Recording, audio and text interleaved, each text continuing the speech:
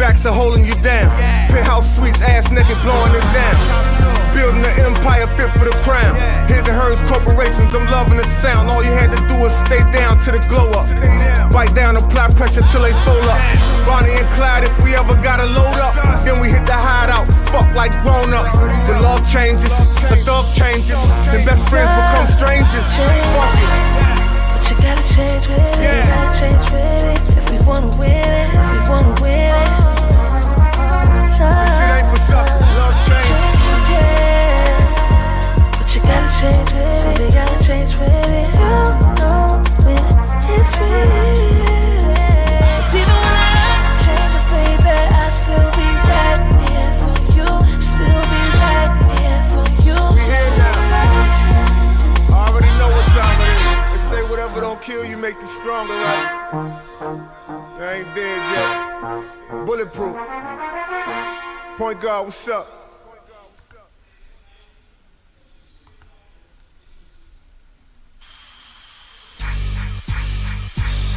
Whoa, now this your boy Big E representing 504 and you're listening to the X Squad Radio Network. It's your boy D Grex from South Central and I'm listening to X Squad Radio. Yeah, man. What up, everybody? This is Vince Wright, the sports governor from the great state of Minnesota, and I am definitely listening to X Squad Radio.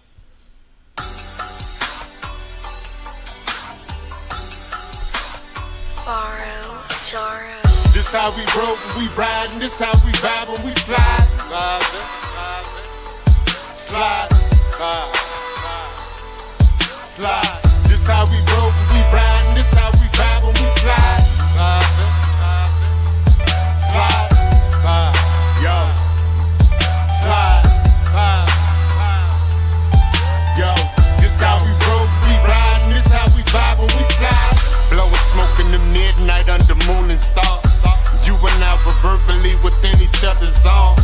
Captivated by new perceptions, conversations. You dripping wet while looking in my eyes, my breath you tight. Mindsets, we ain't gotta take the clothes off yet. But if we do, I keep the camera rolling.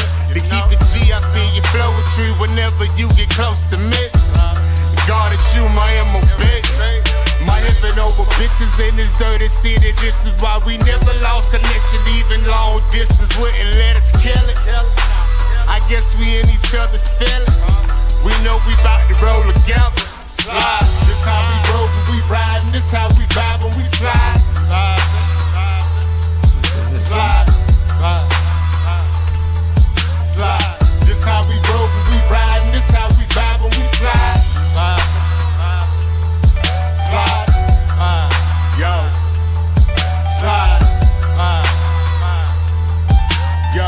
This how we roll, we riding. This how we vibe when we slide. Sliding down 95 onto our destination. Space age pimpin', ballin' G, got the speakers quake.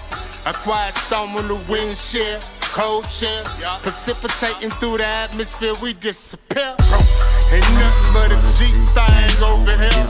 You're a Lakers if you've been trailed. She a rider, but you got the wheels. The hell shit you ever saw. That shit for look to kill the world. Listen out if you miss. I truly found my heaven in the soul system. It's what I'm thinking when I'm rolling with you. We from the ghetto, but we grew together. And we gon' reign forever. This how we riding when we roll together. We the squad. This how we roll when we riding. This how we vibe when we slide. When we slide. Slide. Slide. This how we roll when we riding. This how we vibe when we slide. Slide. Slide. This how we roll when we riding. This how we vibe when we slide.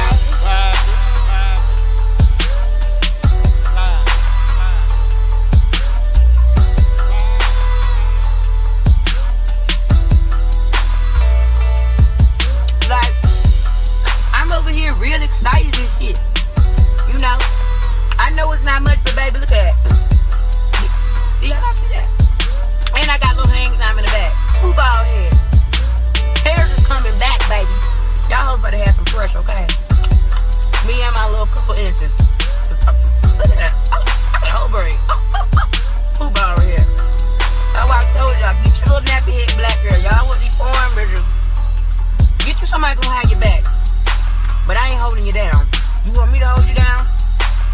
hold you up. Okay, cause I ain't with all that. Nigga. Wow. Hold you down for what? Baby, I'm riding, but I ain't dying, baby. Oh, you fine. Damn, my hair ain't done. Fuck. Keep it rolling. Because fire through your mind. I just go wherever I'm landing, it never matters. I'm in line with my dreams, I exhibit it in my patterns. I'm consistent, running back if you ever miss it. Keep it clean, but so hard that it feels explicit. Listen, stay shining. My light forever beams, body MCs and everything between. So respect the queen from Queens. I'm on the scene, and I do all of this in the void that I've seen. I can't pretend to be anything I am not. I came to leave a mark, and I will be the brightest spot. I will do it to the day I'm in my grave and start to rot. Cause I love it and I feel like it's the only thing I've got. It's the one thing I get right all of the time. I don't write all of the time, but when I'm writing I shine. Why they all up in mine? Humble yourself. Make sure your arrogance matching your grind. See, when I'm rocking I'm fine. It's the time in between that really kills me. This is what I do, can you feel me? See, this is music from the soul, it's the real me. If you wanna steal my flow, you gotta steal me. And even then, I'ma still be shining. Locked in the basement, rhyming. Banging on the wall so my cap toys to keep the perfect timing. Team DY on the other side grinding. Sound without focus, no this is just noise. These rappers just boys, of course they're softer than plush toys. Sure, when do they mature like a fine wine word? Look at all this Tweety burnt up on my timeline. Damn, I'm actually the father to the whole style. Damn, I'm actually the hardest, check the profile. Advocate for artists like we all in the same gang. The highway wide open while y'all all in the same lane. Word, let's switch it up, yeah I know, drop it low. Now let's pick it up, that weak shit, it gotta go. I stay topical, catch me where the hoppers and the boppers go. Crabs in the barrel like Papado. Talking about Geronimo, rap effects are much realer. Stop snitching, ain't never been for no drug dealers. Yeah, I said it, get at me if you felt the way. Freedom is the target, take ain't like Leonard Peltier. Yeah. DY. Hey. Talent quality. Yeah. Jinx. Yeah. Free your rhyme. Word. Alright. Check. Shut down.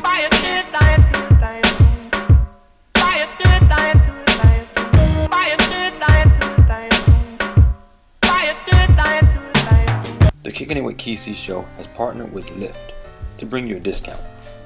You can get $5 off your first ride by using the promo code Kesey Podcast. That's KYSII Podcast. Today's podcast is brought to you by Audible. Get a free audiobook download and 30-day free trial at www.audibletrial.com/Kesey. That's KYSII. Over 180,000 titles to choose from for your iPhone, Android, Kindle, or MP3 player. Everything in moderation, man. You know what I'm saying? Hell. Exactly. Yeah. Like I said, my podcast in moderation. If I ain't doing what I'm supposed to be doing at home, my wife busting here right now in the middle of my podcast. So I just sit down. I'm like, oh, I got to go. You need to whisper that. What's up, Jeff? What's going on, man? All right. We're doing an intro right now, so You gave me some meat on this stuff, man. I'm gonna have to let people chomp on this one. Just use a knife and cut that up, dissect that, man, because you gave me some meat up on this. Nobody addressed that. Trump was dead in the room. He was in the room while your crowd is saying, "Go home, nigga." you Kicking It with Kesey show. This is Judge Joe Brown, and I'm kicking it with Kesey and the X Squad affiliate. Yo, what's up? It's Cool Joe Goody, and I'm kicking it with my dog Kesey with the X Squad affiliate. Yes, this is your girl, Miss Cece LaFleur, and I am kicking it with Kesey and X Squad affiliates. It is from this highland region of Kesey. A conscious Jubilee leadership once again visited the opposition strongholds of Kesey and Bungoma counties. In Kesey town, three women walk side by side. I'm the law around here. All that boy gotta do is just play the damn thing. It's gonna be undeniable, man. Undeniable, baby. I'm knocking somebody the fuck out. You understand what I'm saying? You kicking it with KC show. Yeah, man, it's your boy Lilo Jones, aka International Lilo, ATL's most interesting Negro, and you listen to X Squad Radio. You dig?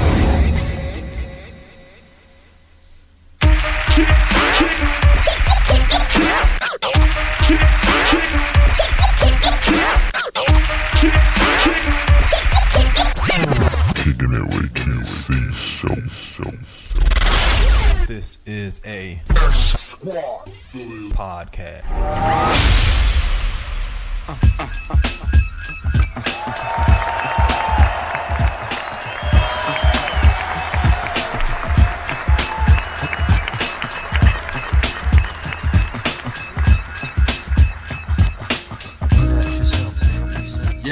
Yes. You've reached another episode of the Kicking It with KC show, and yes, we have another live one here.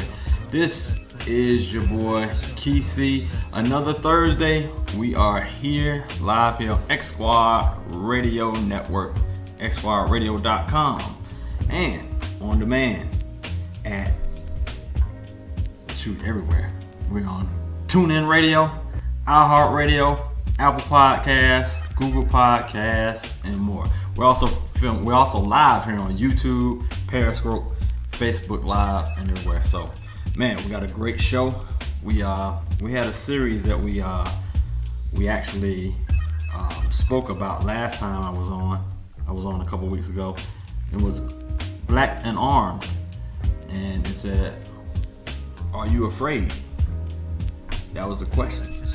We spoke about it. We talked about it in length. We talked about the gun rights. We talked about the Second Amendment rights. We talked about people and their ability to exercise their Second Amendment rights. We talked about what it meant to, actually protect yourself and your family. We spoke about a lot of different things. And today I have an awesome show because I have BGOE, that's the Black Gun Owners and Education, one of the organizers of it, my guy Jeffrey, and also have Denise, who will be joining as well. And man, let me tell you, it is going to be an awesome show. We're gonna talk about everything that you want to know, you know what I'm saying, and being a black gun owner exercising your Second Amendment rights. And it's a lot of misconceptions, a lot of stereotypes, a lot of fear, a lot of things, man, that just go into it. So we will talk about it. But yes. Let me see. We're live here. Got my Zoom meeting going. I see you, Jeffrey. What's going on, bro? Can you hear me? What's going on with you? Hey, everything's good. I hear you, bro. How you doing? Oh man, I am excited here, man. Awesome show here. Awesome show. Yes. I see the great logo you got in the background. It's looking good there. Yes, sir. Yeah, let me go ahead and bring up volume down a little bit. So, right off the bat, me and his brother Jeffrey, we had a good conversation, man. I actually was in their Facebook group, and like 8,000 plus members in here, man. A lot of people who have a large interest in, just educating themselves, fellowship, networking, a lot of good stuff, man, that I was getting from the group. Because see, I had maybe a gun a couple years or whatever, but I might have went to the range one time, the whole ownership of it, I've been recently again, but that's because, we just don't feel comfortable with it. We don't feel, warm and fuzzy. And Jeffrey is the type of person that you would, have a conversation with, and he'd tell you everything, that you need to know. He's trained, and he's with an organization that basically helps to get over that hump, get over that fear. But anyway, without further ado, all this talking from me. What's going on, Jeffrey? How are you tonight, man? Let me hear about you and how you got involved with the BGOE. All right. Well, first of all, let me say thank you for bringing me on your platform. I really do appreciate that. It's great to be here for one, and I, once again, thank you. So I'm doing great, and I'm glad, like I say, glad to be here. And pretty much, you touched on the key elements. We're trying to normalize black gun ownership. That's our huge. That's the big hump we're trying to get over right now. Right. Because within our community itself, within the Black community itself, it seems like folks don't realize that they have the same Second Amendment rights as everyone else, and they kind of look at it as that's not a Black thing, as when in reality it truly is, because we particularly in this day and age, we got to really be able to protect ourselves, our family, and so forth. So we truly push Black gun ownership, and that's why those are the first three letters of BGOE, Black gun owners. So that's what we focus on, and then the last letter, the E, talks about that education, because it's no need to be armed and not know how to basically use your firearm and protect yourself. So you must be educated as well. That is correct. Definitely. So let me ask you this. You say I got double screen going here. You move that out of the way. Okay. Yeah. All right. So let me ask you this. The organization, how long have you been with it? I've been in the organization since 2017, so a little over 3 years now, and that's when I actually bought my first legal firearms back in 2017. Been 3 years now, and I've been enjoying it ever since, and it's just been a great experience. Man, I feel like you're so many miles ahead of me. I might have had my gun longer than you, and still I'm nowhere near where you are. But like I said, I've had a gun, and it's just like, I went to the range one time with it and haven't really gone. I got my carry permit, but it's just getting comfortable with it. You know what I mean? Just the ins and outs on it. You know what? That's the work in progress with everyone. Just like when I first started carrying, I was actually living in Rhode Island at the time, and my concealed carry license I got was for Florida, so I couldn't carry in Rhode Island. So what I did was, when I got home every day, time I got home from work, I'd go ahead and put on my concealed carry holster and belt, and I'll walk around the house and to get that comfort level there. So once I did move back down here to Florida, it actually became second nature, because I had kind of trained myself to get comfortable with carrying a firearm, and I knew that once I got here in Jacksonville that I was going to carry every day. So I need to make sure that I felt comfortable doing so. Oh wow, that is awesome. So I have a little small. I got one of the what do you call it? The M&P Shield 2.0. It's a little small, so I have a pocket type holster. You know what I mean? Okay. But you know what? The crazy part about it, that's my everyday carry, the Smith & Wesson M&P Shield. Oh, okay. And you have a hip holster? Yeah, actually got a waist outside, what they call it, outside the waistband holster that I wear, but I normally wear it concealed though. Gotcha. Awesome. I mean, I can actually, if you like to see it, I can show you. I'm wearing it. Let's see it. Yeah, I'm actually wearing it right now, so you can see if it'll show. Yeah, the logo I think is bleeding through, but I see it. Okay. Yep. Yes, awesome. Okay. Yep. Yeah. All right, and I got to get comfortable with that too, like you said. And we'll get to that. So, let me ask you a couple things here. Number one, I looked up the organization. I was on the website. It's BGOE-LLC.com. That's the official website. Who's actually involved with the organization? Because I think, man, you had a conversation. You said you aren't actually the founder. There's actually someone else that we need to basically speak about who, needs acknowledgement here. Most definitely. I'm glad you brought that point up. His name is Cedric Bridgewater. He's the actual founder of BGOE. And it's kind of crazy because the way that BGOE actually came about was, it was initially just a Facebook group. And how that even happened was that Cedric experienced something that a lot of us Black gun owners experience when we go to these regular mainstream gun groups. They kind of treat us a little different. They act a little funny towards us. And when we ask questions, they kind of like have all these sarcastic and little racist innuendos here and there when we try to actually interact with them. So he actually got tired of that and decided to say, you know what, let me go ahead and make a platform to where our folks will feel comfortable, actually interacting with each other and talk about firearms in what he considered our safe space. And at the height of BGOE, the Facebook group itself had over 47,000 members. And when it had 47,000 members, Facebook did what they typically do and disrupted the the harmony within the group and shut us down. They didn't tell us exactly why they shut the Facebook group down. They just stated that we violated some sort of rule or policy. I saw it. Yeah, so we have some sort of standards, and they shut us down, and we had to rebuild from there. So a few months after that, we had rebuilt, got up to a few more, a few thousand again. They shut us down again because this was February of last year. They shut us down. And in April of last year, they shut us down again. So at that point, we had decided, you know what? Let's go ahead and really push the membership and getting chapters established across the U.S. And that's what I actually do. I'm basically what they consider chapter development. My job is to make sure that I go out and find areas that people are interested in forming a chapter in the area and get them started, give them the resources they need, the tools they need to make it happen, and we just push it forward from there.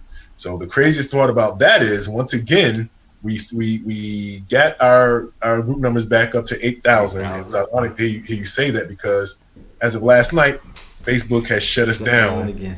I didn't get to it, but that's exactly where I was on fire when I looked at. I went looking today, and I saw Denise's post about the 5th time being shut down, and that just, man, I'm just like, really? That, and then the messed up part of it, because I know how it works, because I've been banned on Facebook, put in quote unquote Facebook jail, as people say, but you have no rhyme or reason behind it. They give you no way to appeal, no way, you can go to the support forum and write whatever you want to write, but there's nobody checking that. And that's a damn problem, especially if you got other organizations who speaking the same thing. There was nothing on there that was derogatory. There was nothing saying, hey, we're going to kill Trump. We're going to do this. Hey, let's mount up and kill all these other folks. The white folks anti. It was nothing like that. Nope, nothing like that. And y'all are very, very, you know what I mean, as far as admins, y'all actually police the group, screen the group for proper, you know what I mean, posts, etc. And so I can't even imagine. I just think it was a hater that reported it or something. I don't know. I mean, that's a stupid term to use, but that's pretty much what to say right now. It was somebody that didn't like what y'all had going on and went and reported the group. And Facebook doesn't investigate; they just click the button as soon as they go see something. Black and gun is what is in my head what it was. Yeah, and it's like I said, it's crazy because all we try to do is put out positivity and try to normalize Black gun ownership, and for whatever reason we got targeted to get shut down once again. And at this point, we're looking at other avenues as far as to rebuild. Right, it's unbelievable. I have a video. I think that was you in this video. There's a video on YouTube. What is BGOE? That's me. Yeah, I thought so. He had that on, but I'm gonna actually play that here. We're gonna get this video rolling. I'm going to share it here, but we're going to let people see what that is. Let's go ahead and share the screen with you. Get my Zoom on here. Let's see. Share. All right, share screen. All right. Share computer sound too. All right, let's see. Share. Here we go.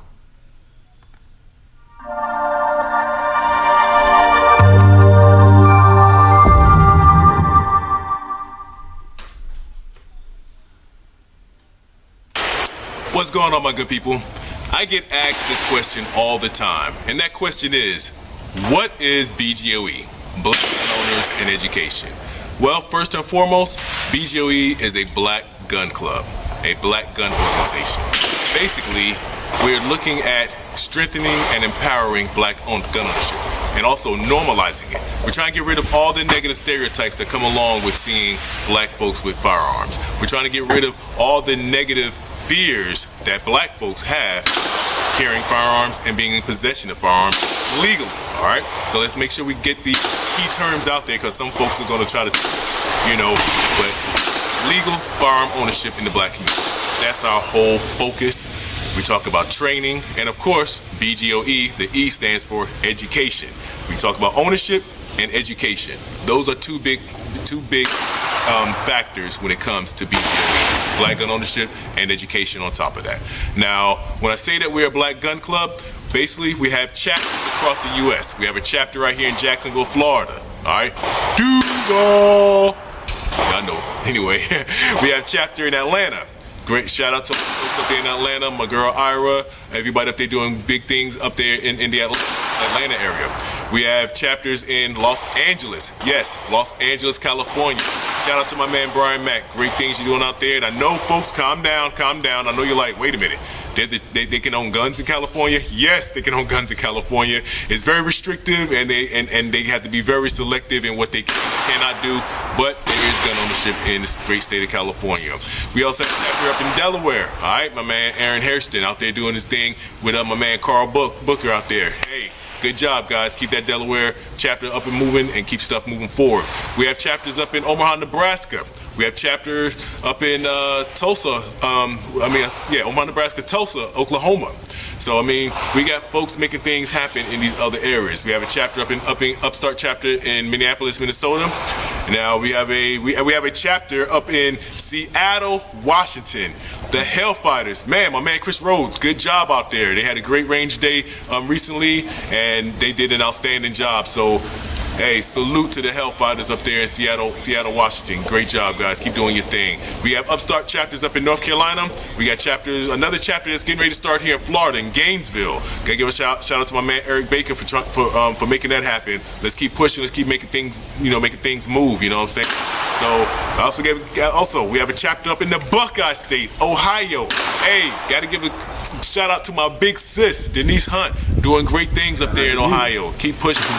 Hey, she's been doing a lot for the 2A community and making things happen, and I just got to definitely give a shout out to sis up there in Ohio making stuff happen. So Alabama, another upcoming chapter. Philadelphia, upcoming chapter. So all that to say is this: BGOE is a black gun club, and we're a black gun organization making things happen. We're doing our best to challenge and change it. And another big question we always hear, and this one is going to probably strike a nerve with some people, but I gotta say it. We're here, black gunners in education. What if there was a white gunners in education? You guys would call us racist and so forth and blah, blah, blah. So you guys must be a racist organization to call your organization. Let's stop that, all right? First of all, if you're trying to reach a certain demographic, and you need to let that demographic know that, hey, we're here for you. You market something that's gonna draw their attention. So automatically, black gun owners, of course, is gonna target the black community. That's who we're trying to reach. That's who actually needs that kind of education and knowledge within this 2A community. Hey, everybody else has it on lock. We're trying to get there. We're trying to enforce and instill in our people that they have the same 2A rights. Even though years ago we didn't, we do now. So let's embrace those rights. Let's push it forward. So please stop with I see it in the comments sometimes. People say that all the time. Oh, what if I started white gun owners in education? So stop it. Because first of all, you wouldn't have to. Okay, let's be realistic. Let's use logic in our thinking here. Okay. You don't have to do that. Who predominantly are firearms in the U.S.? Hello? It doesn't take a rocket scientist. You wouldn't have to, do market that way unless you were trying to be racist in your terms. You know what I'm saying? I know somebody say, oh, so you can do it, but we can't stop. Just stop. We all know what it is, okay? Let's be realistic about it. And I got to give a shout out to the folks that always come up to us, our white counterparts. They're like, man, you know what? We're so glad that you are out there doing this, that you guys have this organization, because we feel that minority gun ownership isn't where it should be and so forth. And I'm like, man, that makes me feel good to know that people can see what our vision is and what we're trying to do. So in a nutshell, I had to put that out there. So if you have any further questions or concerns, there's multiple ways that you can actually reach us. You can reach us on our website, which is www.bgoe-llc.com. All right, you can reach us on the website. You can reach me directly if you like on my email, j.howell, Howell, @bgoe-llc.com. And guess what? You can also give us a call on our BGOE phone, which is 385-BGOE-LLC. Once again, 385-BGOE-LLC. And guess what? We might not be there to answer it right then and there because we all, of course, have regular jobs. But we definitely get to you, when we can. So make sure you leave a message, your name, number, message, and we'll definitely get back to you. So look, I just wanted to clear the air because I get tired of hearing that all the time. You know, it just really gets on my nerves to have to hear such negative things about something that's trying to do something, about us trying to do something positive. It's always folks that try to, you know, put a negative spin are not as they would like them to be. All right. So anyway, just had to bring that to you all and clear the air, and hopefully, like I said, questions or concerns, I've told you how you can actually get in contact us and reach us. Okay. And if you don't have a chapter in your area, reach out to us. We are looking to establish chapters across the U.S. So hey, contact us, reach out, and let's make it happen. All right. All right, y'all. As I say, I look forward to seeing each and every one of you at the gun range one day, and I mean that. So let's make it happen. Peace out, y'all. All right. Nice logo at that. All right. So, yeah, that was awesome. Let me go ahead and close that out. Okay, so we had Miss Denise actually enter into the conference here. How are you doing this evening? We heard the shout out here. You actually muted him. Yeah, she's still on mute. Yes, must unmute myself. I'm doing pretty good. How are you guys doing tonight? We are doing well. I'm well. Doing good. And Jeffrey looks like he's well, so I'm speaking on behalf of him. But yeah, we're well. Well as we can be. Cause look, I'm mad. I saw that today. I woke up and saw your post today about this group for the 5th time being shut down, and I just can't stand them the tactics here from Facebook. And it's just got to be some kind of other way, man, to do this. I know it's like one of the most popular social media groups out there, apps out there, and it's crazy how they can just do that to us. Shut down, no reason, goes against community standards is such a generic reason. But yeah. Well, anyway, we'll get back into that. Let's talk about you, Denise. Welcome. Happy to have you here on the Kicking It with Key C show. We actually spoke about, me and Jeffrey actually were speaking about the BGOE organization, the start, the founder, how he was involved, and you know the philosophy behind, etc. So tell me a little bit about how you got involved with BGOE, how long you've been with it, etc. I started out as a member with BGOE probably about 2 years ago. Okay. I've always had a love of firearms. I've been around them all my life. Country girl, military.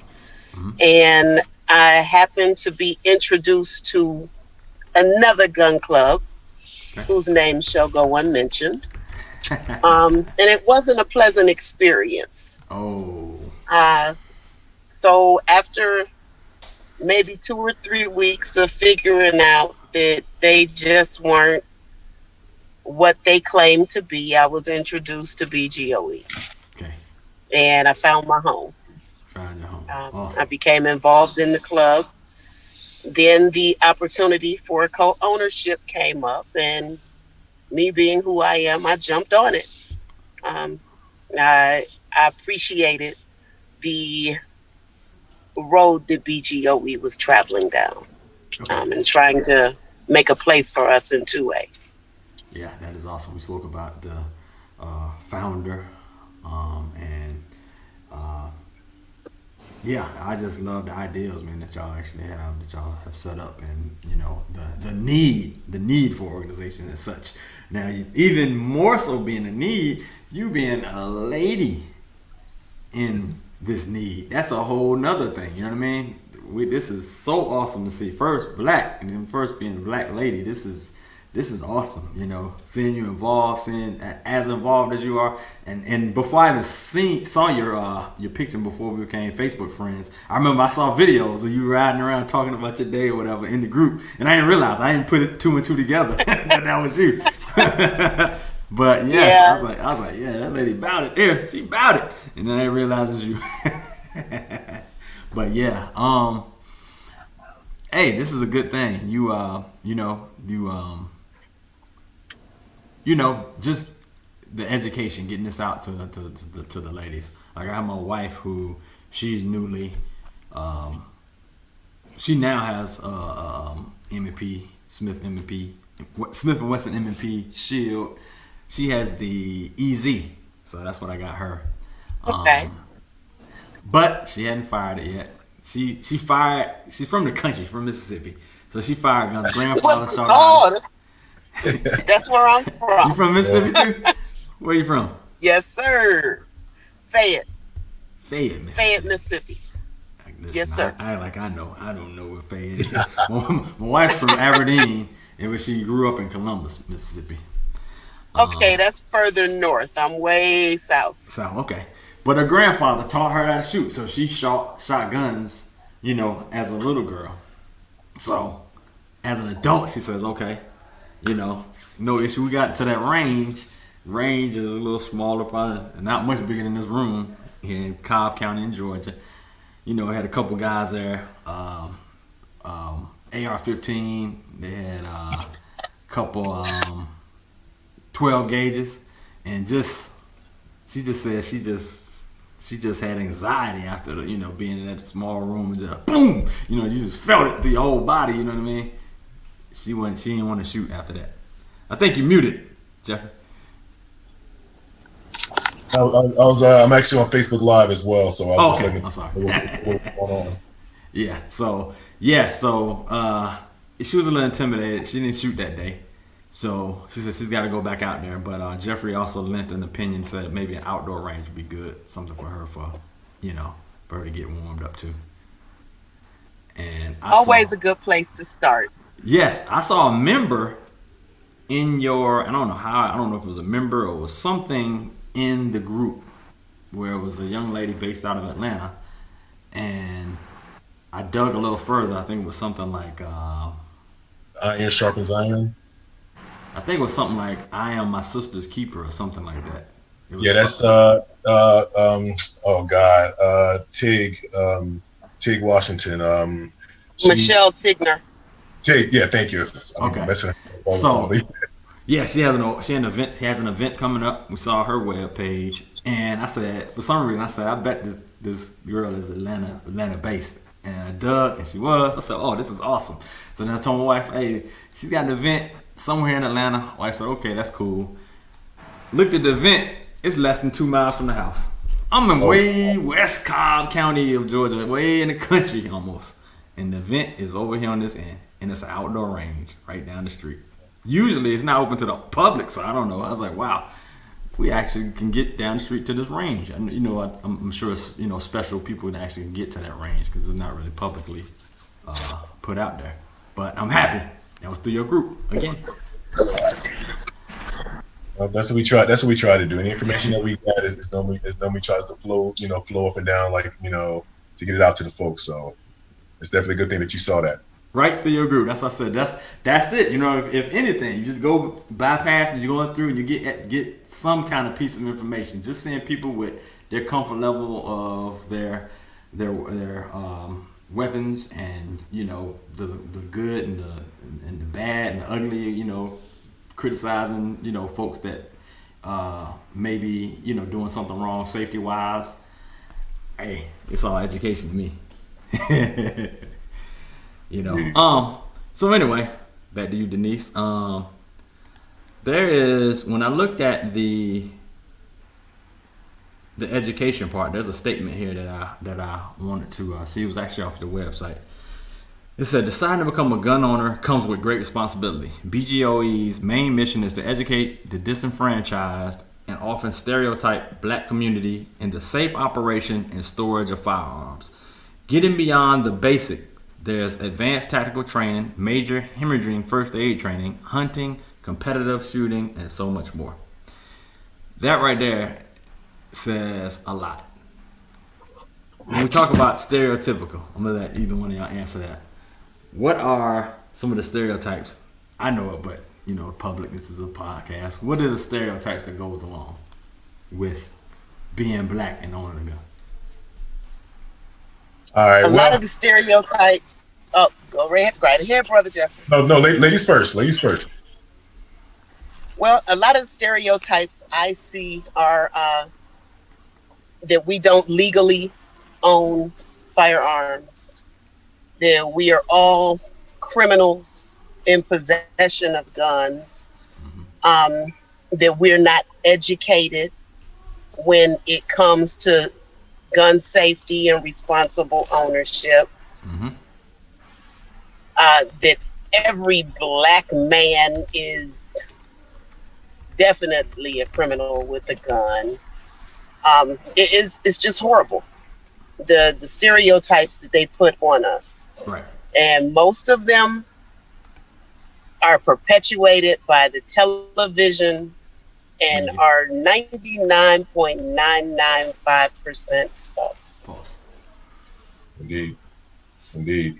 One of the biggest, I'll be honest, the biggest thing that I think irks me about the stereotypes that come out with about black gun ownership is that a lot of them come from within the black community itself.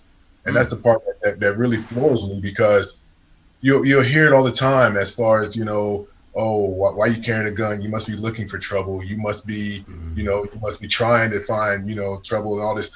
And I'm gonna tell you the same. I always tell these people the same thing over and over again.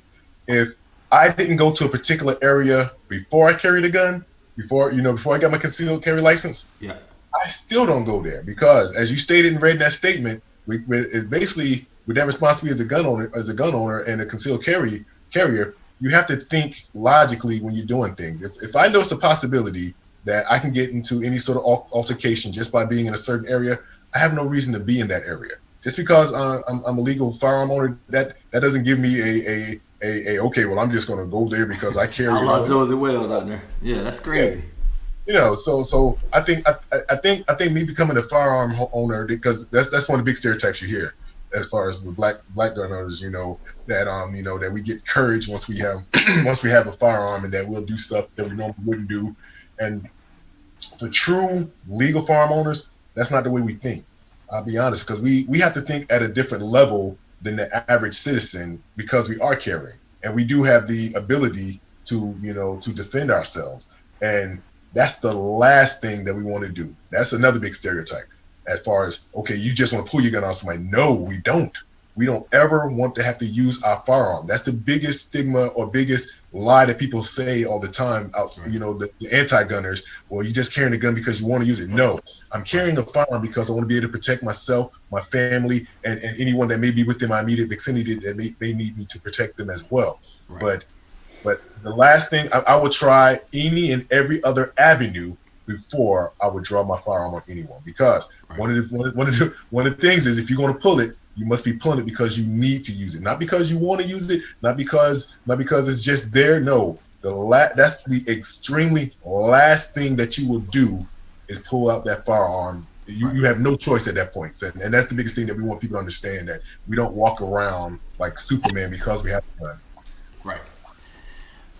All right, Denise, you being a lady, for some reason, people, feel like they can prey on ladies easier, Walmart parking lot, whatever, more susceptible to, unfortunately, most of the deranged people are males, you know what I mean? And, you being a lady out by yourself shopping, this is an awesome thing, At one point, people were like, okay, let's do mace or whatever, but, we need to step it up a little bit, you know what I mean? Tell me your perspective of carrying. What does it do for you as far as a sense of protection, etc.? Well, for me, it's a little bit different, because I've been on the other side. I've been a victim of violence. I myself have been shot before. I have been stabbed before. So I'm never without being able to protect myself now.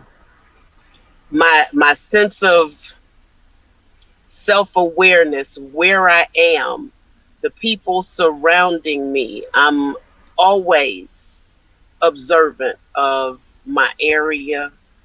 And I think every woman needs to be a little more self-aware. A lot of the things that happen to us happen because we have our head in the clouds. We have our head in a telephone. We're not paying attention. And as a woman, that's what a criminal is looking for. He's looking for an easy target. Right. I always maintain eye contact to let them know, yes, I'm watching you just like you're watching me. Exiting places, I've gotten in the habit of looking around my vehicle without them knowing I'm looking around my vehicle. I'm looking up under my vehicle. If I have bags to put in my car, instead of putting them in the back seat on the driver's side, I walk around to the passenger side and put them in. Because then I know I'm consciously walking around my vehicle and checking out everything around me.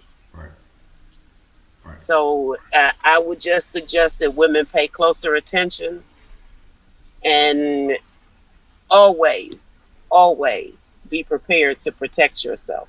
If you can't carry for some reason, your keys are a weapon. There are so many things that we as women carry daily that can be used in our self-protection that they don't think about. And I'm not going to tell everybody what it is. Don't want to give them any heads up. There you go. In here, there was, I think we spoke a little bit about, we got community outreach is what we spoke about. One way to change the negative narrative, this was actually off the website again. One way to change the negative narrative associated with firearms, and more importantly, blacks and firearms, is getting involved. Community outreach is a must. The second is for everyone. We don't have a black on black violence problem. We have a lack of black community leadership problem. Let's bring back and foster a sense of pride and ownership in our local communities. And amen to that. I always speak about that. People speak about black on black. They speak about, that's a problem. Like white on white is a problem. Hispanic on Hispanic a problem. That's just a term that people put together. But it's not quote unquote a problem. It's something that people always bring up to counter argue, issues. You know what I mean? Whether it's a racial police issue or another black man getting unarmed, getting gunned down in the street. You bring up, what about that black on black problem in Chicago, et cetera, et cetera. It's just crazy. But I love to see that information there on the website. You know what I mean? I don't know. I just love what y'all stand for with that. You know what I mean? We got to reach the community with education and having proper knowledge out here. Indeed. Most definitely indeed. Most people forget that as a community, a lot of times people don't see folks that look like us doing certain things. And the more they get to see that, the more that we can normalize that. And particularly when it comes to firearm ownership, we want to really get it out into the black community. Just like I'll tell you, when I go to the gun range now, I'm thoroughly amazed at how many of us are out there. And I the moment I see him, I go right up to him and introduce myself. Hey, what's going on? I'm Jeffrey Howell. I'm part of Black Guns Education. Yada yada yada. I give him a quick spiel, give them my card, give them my flyer. Say, hey, check us out. We're on social media. Check it. We're on YouTube, and just let them know, hey, we're out here. We're out and about. Because it amazes me. I normally get two reactions. One is, man, I didn't know something like this existed. Or the other one I may get was, oh man, I've been trying to get in contact with y'all. I heard about y'all. Yeah. So it feels good.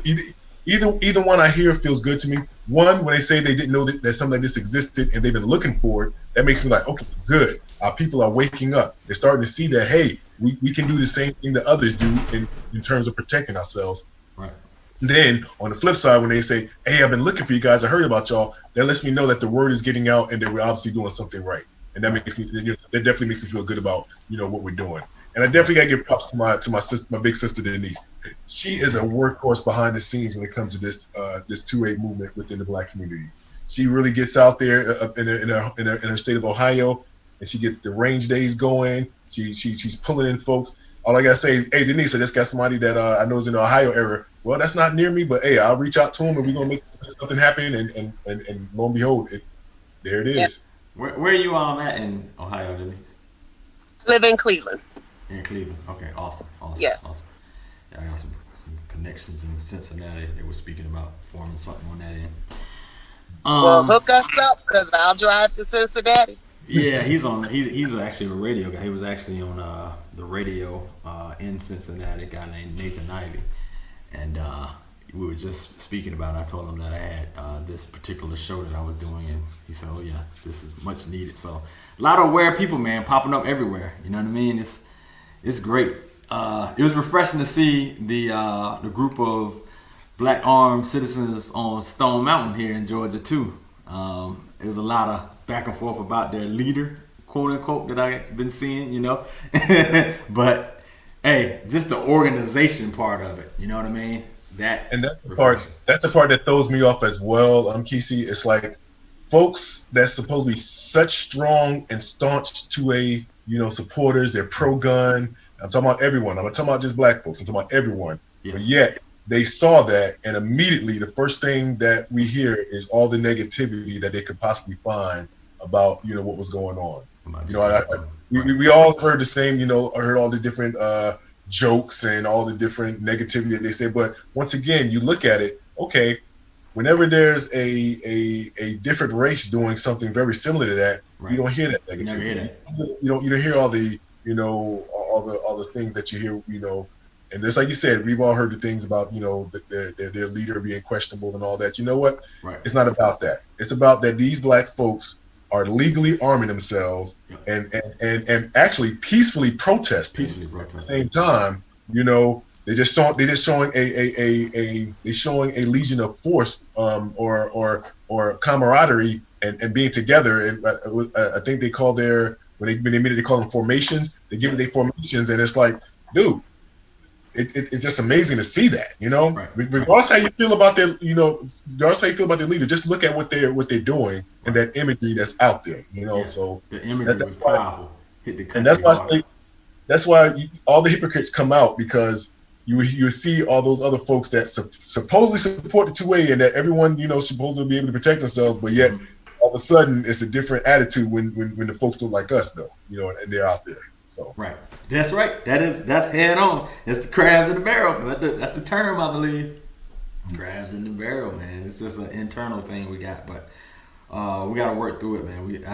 I believe with the education and the right, the organizations like you to continue to push out the messages, it will, disseminate all the negativity on that. There are a variety of different organizations that you're starting to see that are forming. A lot of awareness about where are the black-owned gun shops. You know what I mean? Yeah. People really trying to seek them out, try to support them. You know what I mean? It's refreshing. Something that I saw and I didn't really know, and I just read it, was in regards to a lot of the peaceful protests, like in the civil rights movement, how there was always some armed support that actually accompanied them as well. You know what I mean? With those peaceful protests, there was always some armed support because, hey, if they didn't, you always had some kind of militia or some kind of group or even police in some of these areas that would have just took them out. You know what I mean? So hand in hand, we've always, it was a peaceful protest, we were always armed, Yep. Did you hear anything in regards to that? That was my first time ever even being aware of that. There was an organization back in the day called the Deacons of Defense. Okay. And that's pretty much what they did. They as a matter of fact, they actually had a movie on it. Forrest Whitaker was in the movie, and a few other notable black stars are in the movie. It was actually pretty good. A lot of folks don't know about that, but so if your listeners get a chance, they definitely need to look up the Deacons of Defense. Deacons of Defense. Okay. They were very powerful during that time, and it was just they got tired of the stuff they saw going on, and they were.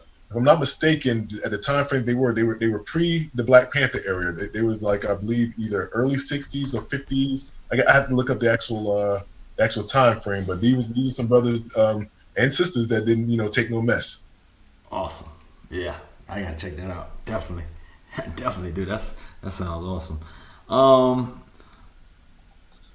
So let me ask you this, because we were speaking about outdoor ranges. What are your thoughts on, and your preference, outdoor ranges versus indoor ranges? Which one do you prefer and why? Denise, you want to take that? Prefer outdoor ranges. There's You get a longer distance. The average indoor range is maybe 25 yards. Outdoor ranges, 100 yards, 200-300 yards. I've even heard of a range here that was 700 or 800 yards. I've got to go check that one out. The noise level at an outdoor range is a lot better, especially for new shooters. Yes. Because you don't have that resounding echo. It goes around and it's not as loud. It's a little more conducive to being more comfortable around firearms. And more spread out. You don't have somebody right next to you that possibly doesn't know gun safety. Right. That's a fear, right? Definitely a fear. Looking crazy over here. Right. Yeah.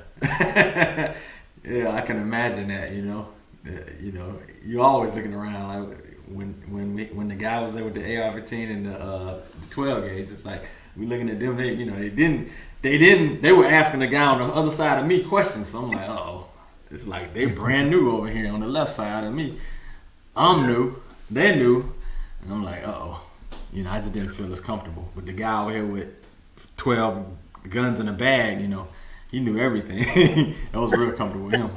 Brother was telling me, yeah, this is what you got to do. You got to hold it this way. Yeah, just go home and dry fire. He was telling me everything. So it was awesome, See, and that was a good brother right there because he sat there and he shared some information with you, shared some knowledge with you, and that's what we should be doing. Right. I mean, you see, especially when somebody's pretty much new, and you can tell that, okay, you know what, they look like they pretty much new. I will offer my assistance. I'm not going to push it on them. I'm going to offer my assistance. If they're acceptable to it, I definitely show them a few things here and there and make sure that they, understand the proper way to do certain things. But I can also tell that if they feel like they're a little resilient or hesitant, I'll leave them alone. Hey, I'm going to watch them to make sure that they're safe, but I go ahead and let them do their thing. Right. Yeah, that makes sense. That definitely makes sense. Tell me where you are, Denise, in Cleveland, how is it right now as far as the black community and the reception for you and your, being able to recruit and get people in? It's a little slow. I am so sorry. Excuse me.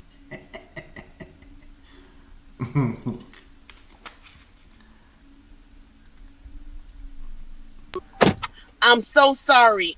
My husband was at another meeting and his Bluetooth picked up as soon as he got close to the truck. I am so sorry. It's all right. But I was saying, here in Cleveland, it's a little slow picking up, but it's getting there. They're getting to be a little more receptive. I'm starting to see more black people at the range now. Okay. So we're getting there. We're definitely getting there. Awesome. That's good. That's awesome. And what about you, Jeffrey, down in Florida? What's your... Oh, you're muted again.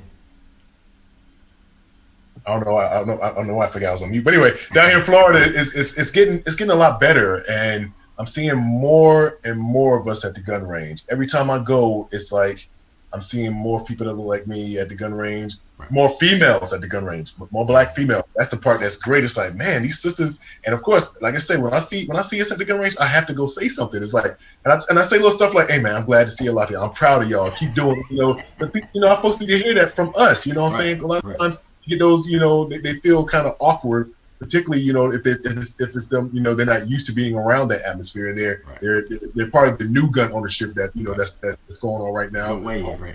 Yeah, the wave. I want them to feel comfortable. Say, hey, if you got any questions, I'm here. Just ask me. Don't be afraid to ask me. I'm just so excited. But here in Florida, though, everywhere I go, I'm seeing more and more of us, and I'm loving it, bro. I mean, I'm truly loving it. It's great. I mean, especially like at gun stores. That's where I normally see. I normally get to really talk to people because when folks at the gun range, they're shooting, they're training or whatever. I don't bother them too much. But at the gun store, I talk their ears off at the gun store. Especially if I see the gun shop is trying to screw them over. Oh, I'm definitely jumping in. Hey, hold on. That's not the gun you want. Don't let them talk you into it, because they would do that to us. They would do that to us and females. They try to just sit there and give us any old whatever. Oh yeah, go and get that high point. You'll be fine. Or get that sky. You'll be fine shooting that sky. No, stop. Just stop. So excuse me, fellas. Yes. I hate to interrupt. I'm going to sign off for a minute until I can get out of this truck, and I'm hoping that you will still be here as soon as I get to a more stable location. Okay, that's awesome. Okay. Yes. But if not, thank you for having me. All right. Okay. Thank you. So something that I say, because I took the family and I felt, I ain't gonna say fish out of water, but we were new, you know what I mean? Like I said, I shot once. The wife never shot officially. Neither one of my boys did. We knew the basics. We actually went to the range, took our 2 pistols and my I have it's not a Mossberg, it's it's kind of like the little small sawed off rifle, but it's from is it Remington? Yeah, Remington. Yeah, Remington and Mossberg both got a very similar shorter shotgun. I know for the Mossberg. Yeah, I believe that's what's called on the Remington, because I've got the Mossberg version, the 5.9 Shockwave. So yeah, I know that Remington has something that's very similar as well.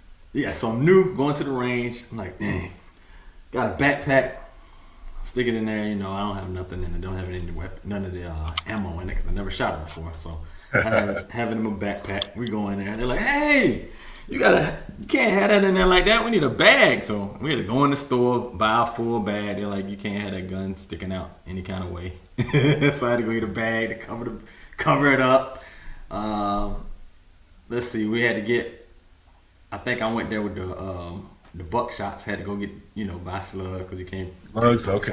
That doesn't make sense, to have that in the range. I know that. I mean, like I said, I'm new, so these are things I didn't think about. Then they were like, I think I had all of the ammo in the clips. They weren't in the gun, it was in the clips. They're like, okay, now you got to go back out, empty them into this bucket, come back in.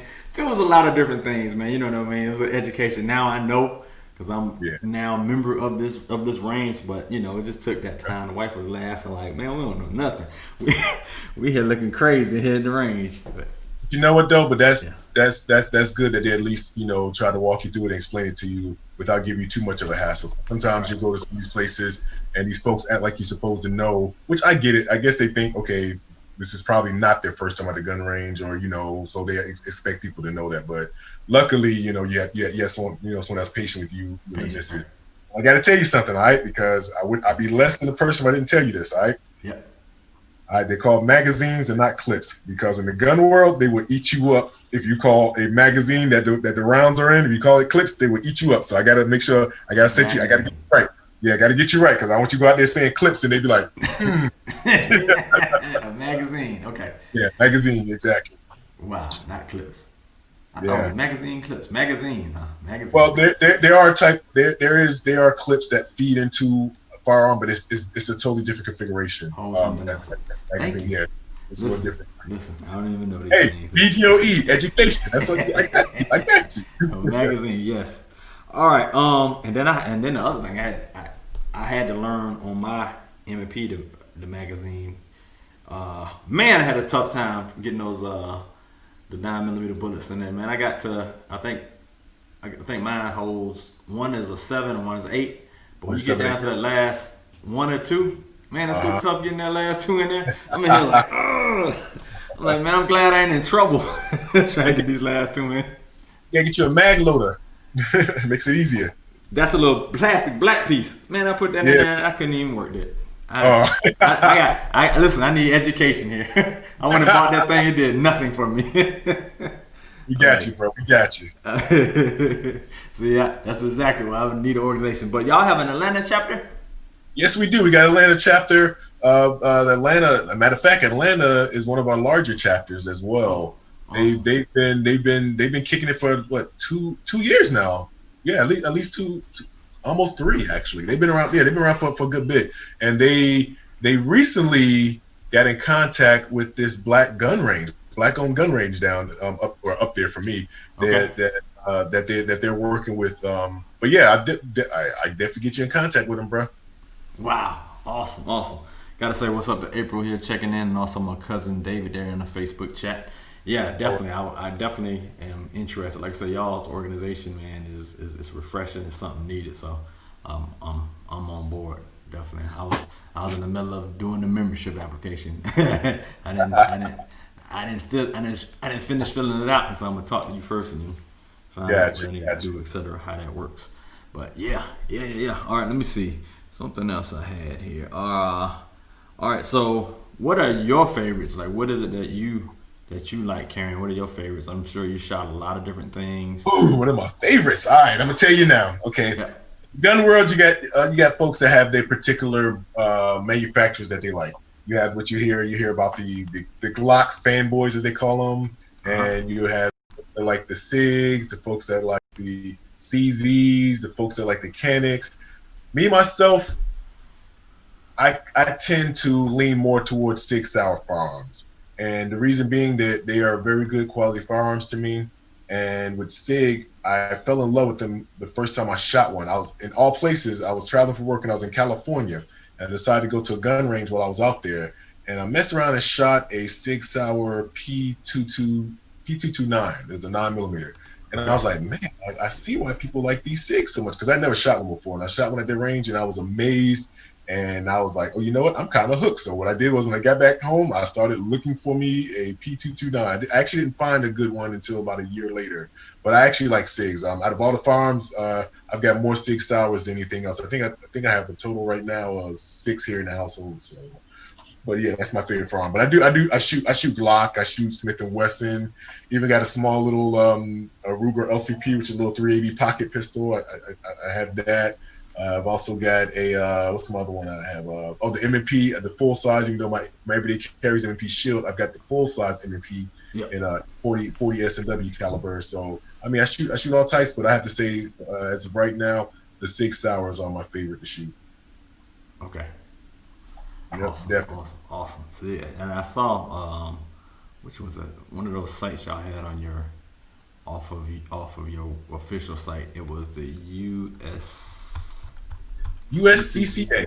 Yes, I saw that on your page, and I saw they were giving away one Sig Sauer.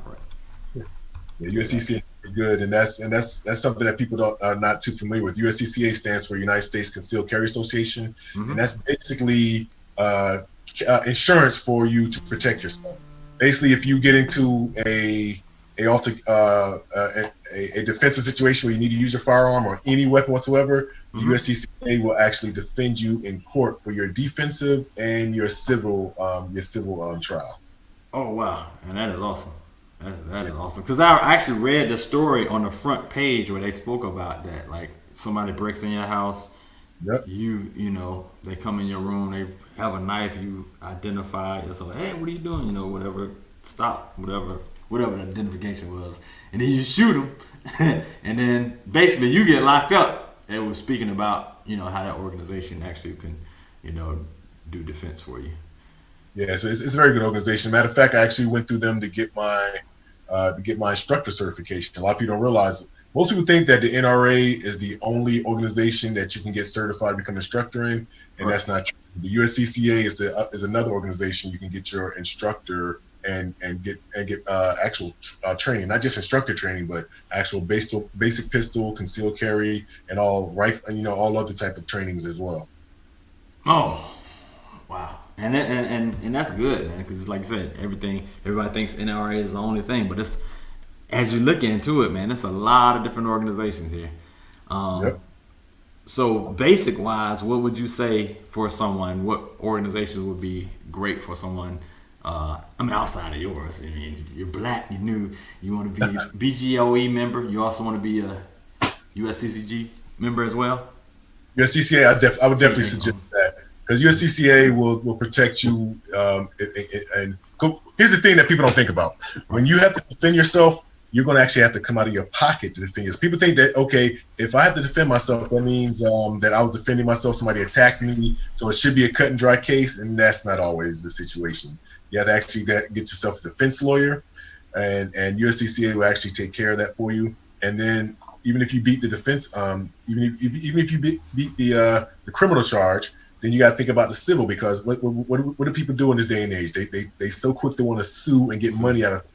So that person's family is gonna probably be looking at you like, well, you know what? If we couldn't get them in criminal court, let's go to civil court and see if we can do it. Prime example of someone that beat the criminal but got caught up on civil. Think about O.J. Simpson. Even though it's a little different because of that kind of trial, but he beat the criminal but wound up getting caught up in the civil portion of it. So right. Think about that in the same terms, though.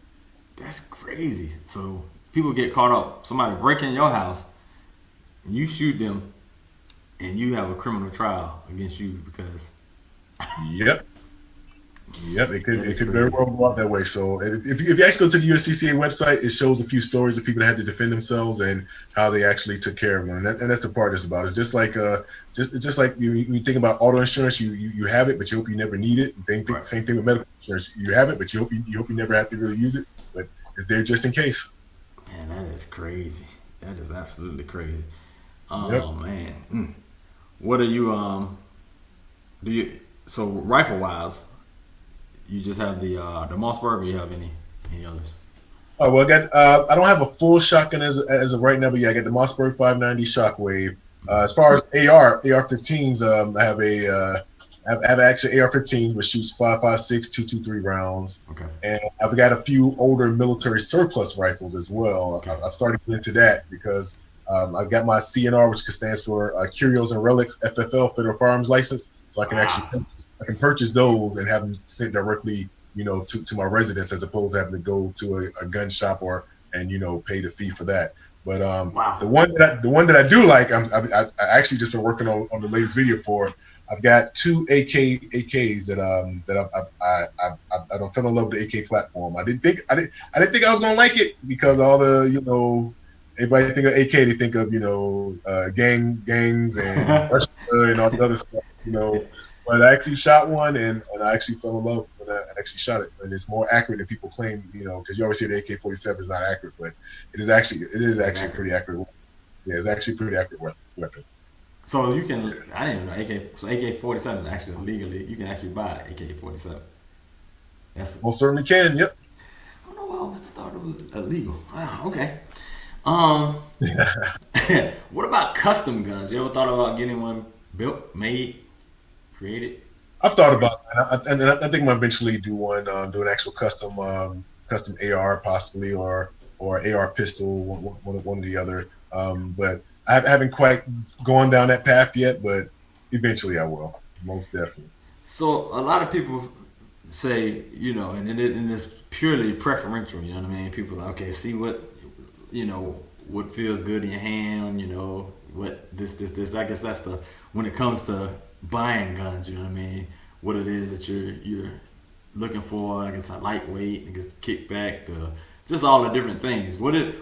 That's just my interpretation of it. What is it that the person needs to look at? I'm hearing from a professional like you.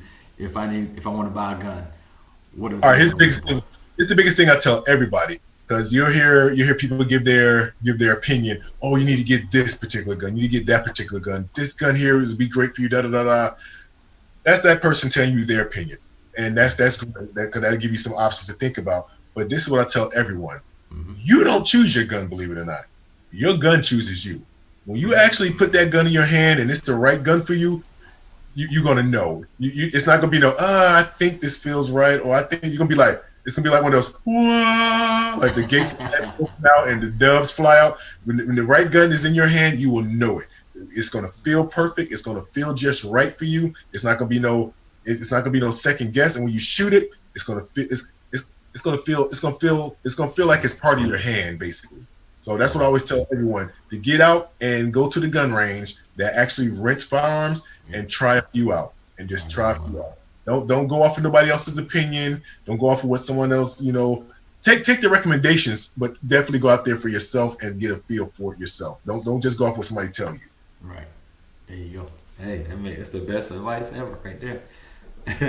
That's the best advice. All right, so another thing that I've been worrying about, like I said, I'm new, and I want to go out here and, you know, like I said, now I got a membership, so I'm paying for a monthly membership, and I'm like, man, I ain't been in the past month and a half because I don't want to get rid of my dang on ammo because I can't find any ammo now. It's like I think when I was looking for a box of 9mm bullets, it was like, man, these things are $1.25 or so each bullet or something crazy, you know. I'm like, I got a box of 50 and it cost $25 to ship to me. It was like $75 for a box of 50 bullets. I'm like, this is crazy. Ain't no telling what the rifle's gonna do. It's crazy because I remember when I used to actually go to Walmart back in the day to get my ammo because Walmart was like $9 for a box of 50. You know, it was like $16 for a 100-round box. So I was like, I miss those days because right now it is ridiculous for no reason at all. But the thing about it is, luckily, I was able to make sure that that during the time the ammo was cheap, I kind of stacked up on it. So I'm a lot of other folks did the same thing. So it's. But right now, I can't see paying these crazy, ridiculous prices for ammo. No way. It's awful. But some folks have to do it because they don't have ammo. So right. It's what it is. But I'm gonna tell you this. I'm gonna tell you this as well. Yeah.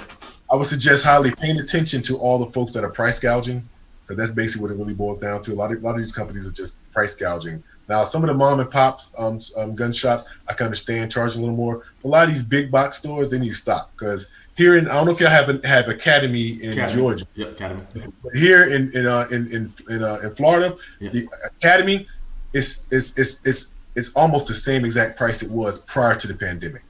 So my thought process is if they're able to keep it relatively low, why are these other companies out here charging ridiculous amounts? Right.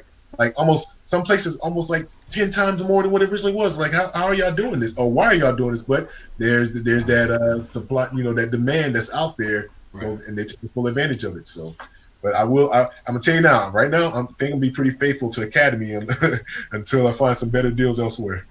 There you go. That makes sense, man. We got an Academy nearby. That's where we got our second. The M&P Easy was from Academy. Okay.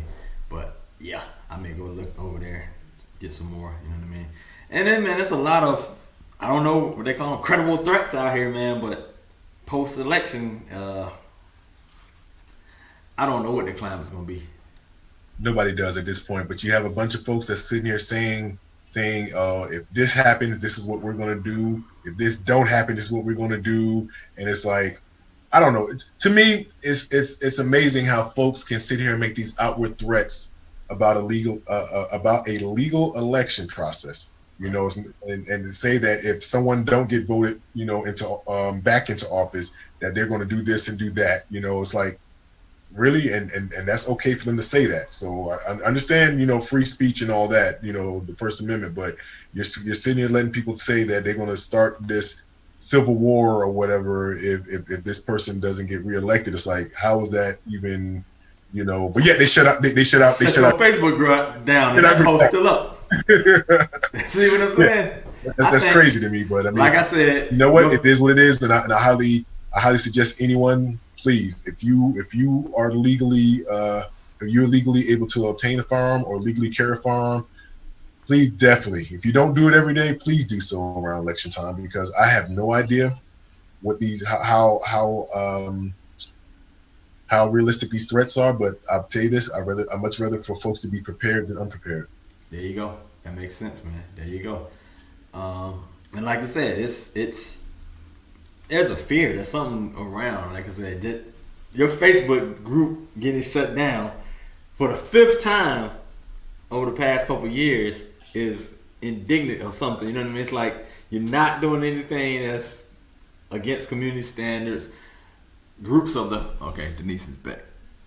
Groups of equal, you know what I mean? Equal groups that, maybe whatever they're called, I don't know, but they're still up. You know what I mean? But I just think the word black and the word gun together, these fools, you know what I mean? That going against what standards? You know what I mean? So Denise and y'all been in this organization for a long time. Is there any clue of why that's happening? Did they say anything? Did you get anything from anybody? From Facebook, anybody ever answer and give you an answer that made any sense? None at all.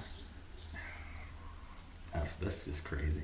Nada. Shut down, especially a 40. He told me that they have 40,000 members in the beginning. The first version of the group. And you had to rebuild that many times. Got to the 8 right now. But that's, man, I'd be upset. I think I would be like, forget Facebook. I mean, it's hard to, what's the alternative? You know what I mean? Well, there is an alternative, and we'll be putting it out very soon. Can't talk about it too much right now, but there's definitely an alternative. Okay. Oh yeah. And don't worry, you'll get the word when it comes out. Awesome. Hey, I'm ready with it. You know what I mean? Let's go. Let's go. But like I saw, you have a website. The website is very informative. I just don't know if it's just having a website, because I actually build websites too. And I'm in the social media. I'm on pretty much all of them except for the new TikTok and those things. But as far as, it's hard thinking about marketing wise. You know what I mean? My wife, she was social media marketing in the beginning. Like when I first met her, she's now a project manager, but she hates social media. Like, how can you work in it? But she's at the point where she's like, it just has changed lives, changed the way people are, and then the way, and deceptive as way as Facebook is, and their whole, the way that they operate. It's just like the way they control and do these things. It's crazy. Yep. So she just is anti to it. You know what I mean? So it's like, I would love for an organization like you to pull off of it, but if you found something that's equally as good, hey, let's roll. Well, it's kind of like, you kind of feel like, how many times you gonna let someone slap you in your face? Keep slapping you. Like it's like, come on, man. But the biggest thing with Facebook is, and the biggest obstacle I know that we're gonna face, is that folks do not want to leave Facebook, and that's the issue we've had in the past before. That folks are so comfortable, and of course, Facebook is like one of the most popular platforms right now, and so that's gonna be the toughest part. But we're definitely gonna make some things happen. We've been talking about it. Talk about pretty much all day today, but we got to definitely make it. You got something in the pocket. There you go. Wow, that's crazy. Anyway, welcome back, Denise. I like the logo. I forgot. I saw that version logo. So we got 2 different logos here. I seen that one too. Huh? Now here's the story between the 2 different logos. I can tell you that real quick. The logo that I'm using right now is the original BGOE logo, the Black Guns Education logo. The logo that Denise has is the only place you'll see that logo is for paid members of BGOE. They're the only ones that have access to that particular logo. If you see if you see any merchandise with that particular logo on it, that's an actual chapter member. That member is an actual member of BGOE. Okay. Awesome. All right. Hey, that's a good interpretation of it. I like that. All right. Let me see. What else did I have here? All right. So I asked Jeffrey this question. It's for you now, Denise. Okay. As far as you've probably shot out a bunch of different weapons. What is your favorite weapon that you have shot or would like to have? Oh my goodness, I would have to say that 50 cal was my very favorite. That was during my military time. Okay. But now my AR is my favorite. That's my baby. Okay. So you actually carry AR as well. Okay. Awesome. Oh, awesome. Yes. Yeah, he ain't playing games out here. Well, the reason being for that is when you look at any sort of rifle platforms such as the AR or even say AK, those are what we consider the primary weapons. If some stuff hits the fan, that's the first weapon that we're really going to utilize in order to get folks up off us. Get up off you, right? And so the pistols is what we consider our secondary weapon. Once we're out of rounds at a rifle, then we may go to the pistol for a while to keep them down. We can, until we can reload or whatever the case may be. But the rifle is considered your primary weapon. Awesome. Okay. Yeah. Awesome. And let me see. I asked you something, Jeffrey. Let me ask you, Denise. I asked Jeffrey this too. As far as a new person who says, what should I go get? And we spoke about people's opinion here. Like, what's your thought process if somebody asks you, okay, I want to get a gun, what should I start with? What's your answer for that? Well, I always tell people, go to the gun range, find you a good range that does rentals. Rent everything that they have in that case. Narrow that down to 3 or 4. Rent those 3 or 4 and let your weapon find you. Asking somebody else what they suggest is only going to get you what they like to carry. And I like to tell people, your underwear don't fit me. So I don't expect your gun to fit me. I got to find my own underwear. Hey, Jeff, did you call Denise while I wasn't looking? I had the exact answer. Pretty much, you just told me the exact same thing I did. So, but that's the reality of it. That's the reality. Right. You know, what fits you don't fit me. There you go. That makes sense. Let's see. Now, we spoke about the difference. What's the biggest chapter that's out right now in your organization? The biggest chapter right now, actually, I'm proud to say the biggest chapter right now is Jacksonville. Jacksonville, okay. We actually have the largest chapter, but I'm gonna tell you this though, there's some chapters right on our heels. I'm gonna tell you now. Atlanta for sure, and I want to say Seattle. Seattle's another. Seattle, Washington. They're getting their numbers up as well. But as of right now, Jacksonville and like I said, behind us, right behind us is Atlanta and Seattle. So, okay, tell me about what local chapters do for you. Joining BGOE, joining local chapters. What is it that you're involved in? I'm sure you have gun range dates, but I'm going beyond that. What else? All right. Well, I can only speak about what the chapter here in Jacksonville does. Each chapter pretty much has their own way of doing things. But here in Jacksonville, we try to do a range day at least once a month. We have a meeting at least once a month as well. But we try to do our range days at least once a month. And here, what was it? Last month, we actually did a concealed carry class at one of our range days, which was pretty good. We try to emphasize, like this. Matter of fact, this Saturday, we're doing a AR-15 training for our members this Saturday at our range day. Wow. And we're trying to, once again, instill that education. So we're trying to make sure folks are comfortable, have a basic knowledge of the AR platform, and so forth. So another big thing that I'm definitely going to be looking at doing, particularly here in this area, and I'm definitely encouraged other chapters as well, to do a little more as far as in the community service line, because just like you spoke earlier about, one of the things that we talked about on our mission statement was being within the community. We're looking at different avenues as far as for community service. One thing we were going to do this year, but COVID just totally killed that. We was going to do a back to school welcome, where when the kids came to school for the first day, we were going to do the whole applauding and everything, and just cheering them on and so forth and things of that nature. And this was in the works since last year that we had thought about that, but once COVID came, that killed that idea. So we're looking at a few other different avenues. The missus, she's actually looking at doing a clothing drive here for the homeless here in Jacksonville. So that's just a few things that we got working here in this area. Okay, that's awesome too. All right, and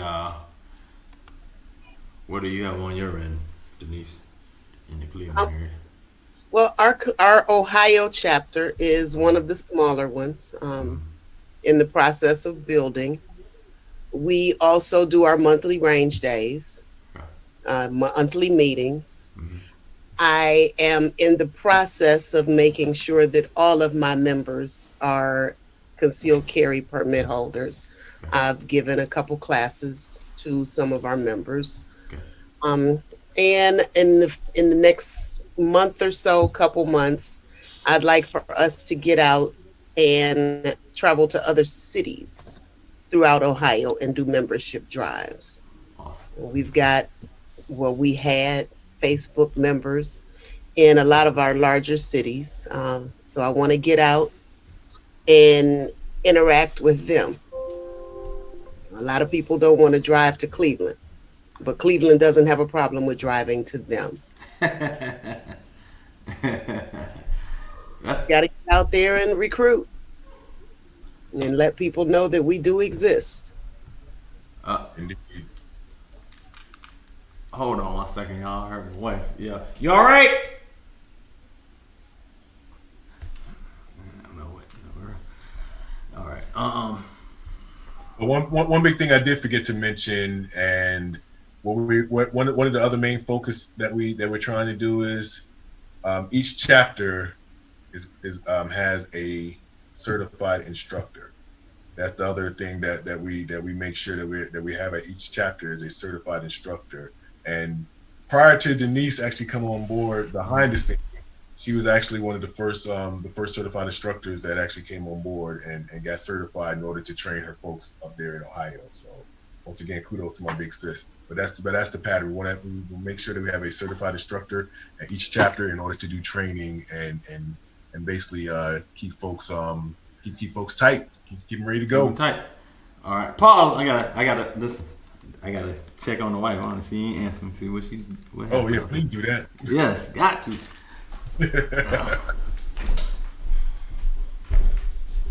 Yeah, but that was funny though, because you literally said almost the thing that I said about.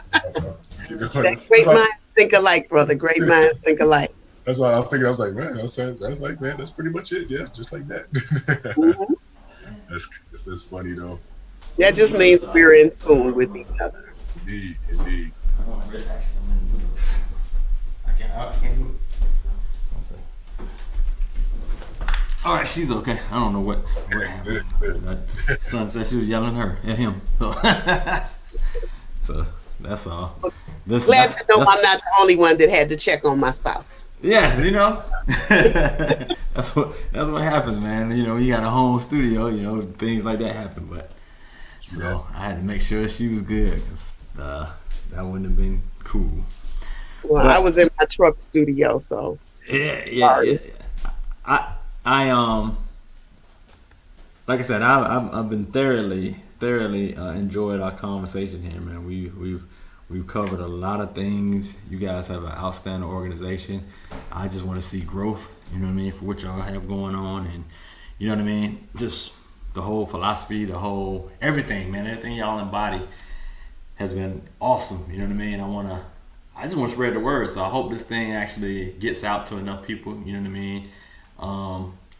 So right now, I'm giving you the platform. This will be some people's first time seeing it. How do people get involved? What can they do? What are the steps that they need to do for getting involved with your organization? All right. Well, the first step, of course, is to contact us, and there's multiple ways of actually doing that. The first major way, of course, is via our website, BGOE-LLC.com. Once again, BGOE-LLC.com. Okay. And on the website, that's where they'll find a whole abundance of information from what we're all about, our mission statement, and they can also directly join BGOE from our website. There's a portion there that says membership application. They can fill out that portion and actually become a paid member of BGOE. And from there, that's when they can give the local chapter. And if there's not a chapter there in their area, that's where I come in. I do chapter establishment. I develop chapters across the U.S. Myself and a gentleman by the name of Aaron Hairston. That's what we primarily do is set up chapters where there aren't chapters. So we if there's not a chapter there, that's what we do. But that's the easiest way is just to reach out to us, and they can also even call us directly on our telephone number, which is area code 385 BGOE LLC, which actually comes out to 385-246-3552. So they can reach us by telephone as well. So we have multiple avenues to reach us to get involved. And basically what I like to do is, unfortunately, COVID has stopped as kind of limit my travel, I like to get out to these various areas and actually shoot with our folks. Because that's the biggest thing, is to get out there amongst our people and shoot with them and have them understand that, you know, we can do this. Because many times, even I'll just be honest, even folks that look like us, they get to the gun range and this is turn it sideways. Like, hey man, what you doing, fool? Exactly. So we gotta make sure, hey, that's the movies, you know. Nobody should be shooting that way. So, you know, make sure they know the basics at least. There you go. Nobody should be shooting that way at all. Yes, and people, definitely, man. Listen. This is much needed. It's an organization, like I said, that I believe in it. You know, just being in the Facebook group. I didn't, you know, I saw the website later, but I was already in the Facebook group. I was already sold. I was like, man, this is refreshing. This is needed. And then I think I saw Denise go live a time or two on the group, and yeah, This is a good thing. This is awesome, man. Kudos to y'all. Kudos to, you know, the organization for what y'all do. And I just see nothing but, you know, growth from here up. We appreciate that. Definitely looking to keep developing and keep pushing on. But like I said, one minor setback only sets us up for a major comeback. There you go. Got any last words, Denise? Well, just want everybody to keep in mind our our safety rules. Mm-hmm. If you are going to carry and if you are going to deal with firearms, there are certain things that you should always practice. First one is to treat every gun as if it's loaded. Yeah. Always keep the gun pointed in a safe direction. Yeah. Keep your finger off the trigger. Until you are ready to fire. Always keep your gun unloaded unless you're ready to use it, which I don't agree with. That is one of the gun safety rules, but an unloaded gun is an unusable gun when you need it. But never point your gun at anything that you are not willing to destroy. And as long as you remember those gun safety rules, you always have a good start. Yep. I thought I saw something extra that I never thought about it, but I saw it somewhere. I don't know where it is, but if your gun falls out your hand, never try to catch it. Never try to stop it. Yeah, don't try to catch it. Let it. Yeah. Let it hit the floor. Yes, I saw that. I was like, okay, yeah, that's a good one there. You never think about that. Your instinct is going to be trying to catch it if it fell out. You know what I mean? Nope, you might grab it by that trigger. By the trigger. And do more damage. Yep. That'd be horrible. Yeah. Yeah. Not a good one there. But yeah, that's good information. Y'all like I said, kudos to the organization. Big ups. So thank y'all. I want to thank y'all definitely for coming on. Like I said, I'm going to join the organization.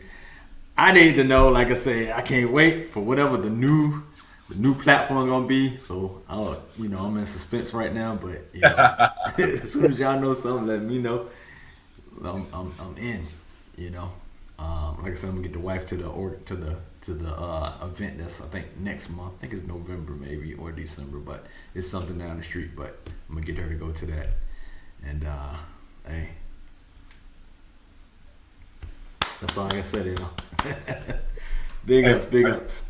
I just want to say thank you for having us on once again. We appreciate you giving us this platform to put the word out there and to definitely just let folks know that there is a strong Black presence within the 2A community, and we're here and we're just looking to keep it pushing and looking for those that are interested to come along and join us on this journey. Yeah. I'm gonna have this on. Right now it's on YouTube, Facebook, Periscope right now, but I'm gonna probably do an edit or so, and it'll be on all of the audio podcasts as well. So it'll be on TuneIn, iHeart, Google Podcasts, Apple Podcasts, and more. Outstanding. Yeah. Thank you. Thank y'all. All right, so I'll get the rest of your evening back to you. Enjoy whatever you're doing, and hey, I'll be in touch. Okay. Appreciate it. All right, thank y'all. Thank you. Take care. Bye-bye. Bye.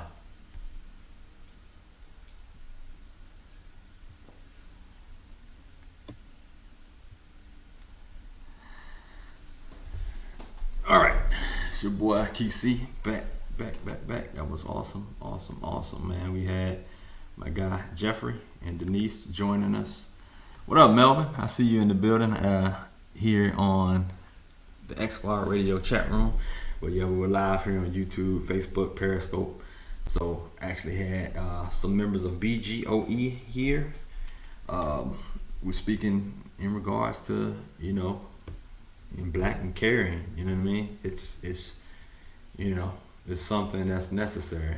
I actually am going to do a segment coming up soon. I got my guy, big ups to my man Tim Gilchrist, you know what I mean? He has been doing a segment for me that we've kind of launched, and we're on our second one here. But what I'm gonna do, let me see if I can get the second one going here. But this right here has been awesome, man. My man has really come up with a concept, man. Has come up with something that is necessary, and just like BGOE has done something, he has his own version of what he's planning on doing. And hey, man, I'm just saying, listen, as an organization, we as a people, we need to definitely educate ourselves and get ourselves right. But let me give you a little sound bite here. Give you the little clip that my guy Tim has created in regards to his segment. We'll go ahead and play it, and then we'll come back and we'll discuss it. It's actually about 10 minutes long, so let's get it in. All right. We need to stand up for what's right, and if it's wrong, we need to fight. We need to fight. Fight for the ones I love. Fight for the ones I trust. We need to fight. Fighting because I know my rights. Fighting because I love my life. We need to fight. Fight because we ain't getting pushed around. Punks stomp down, we ain't gon' back down. The whole world losing its mind. We all get left behind. If I don't fight, you gotta fight the good fight. Now or never, a call for unity. This segment's sole purpose is to be an information-based platform for African Americans who are uniting together to protect our families and communities in the war against racism. 2020 has been a pivotal year for us in the battle against racism. Let us embrace the challenge and claim the victory that is in our grasp.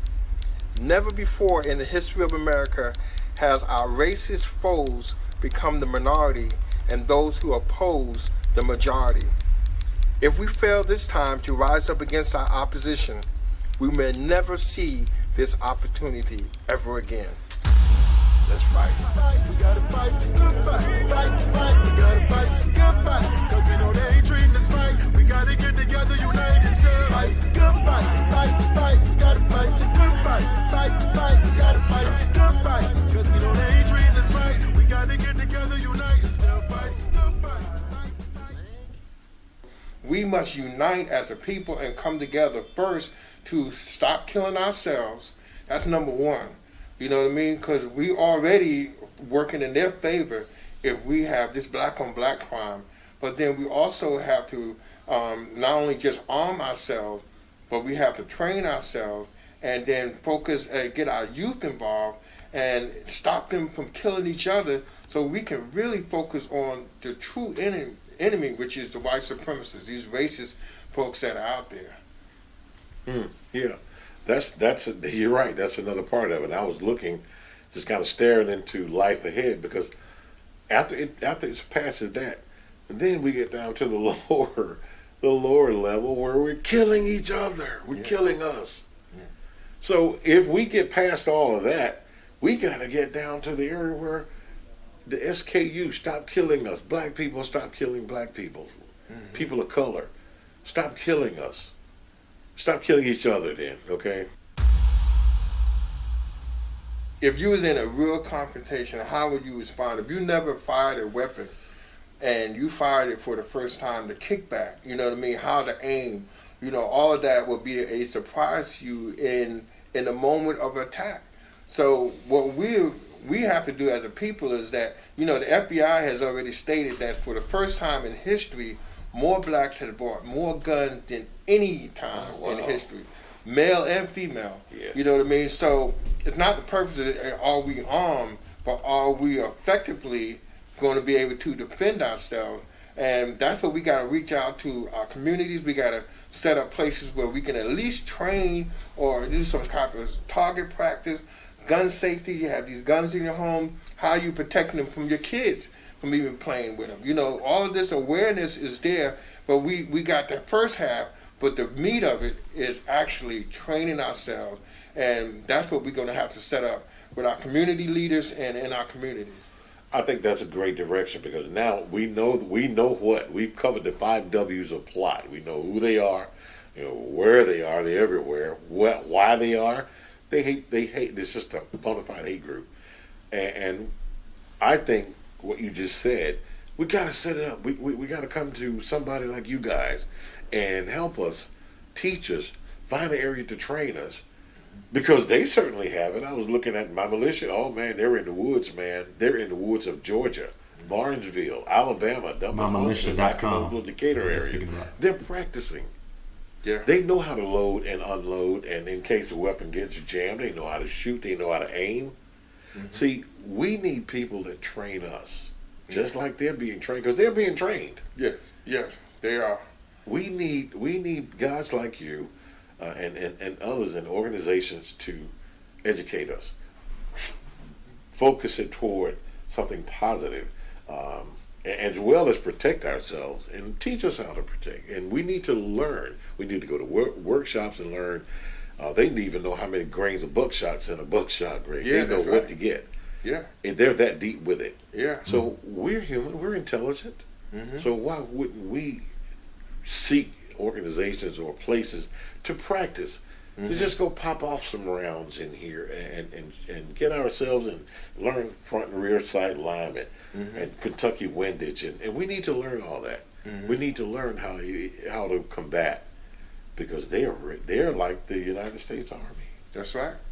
That's right. And they're letting you know that they are coming at you, and there's no qualms about it.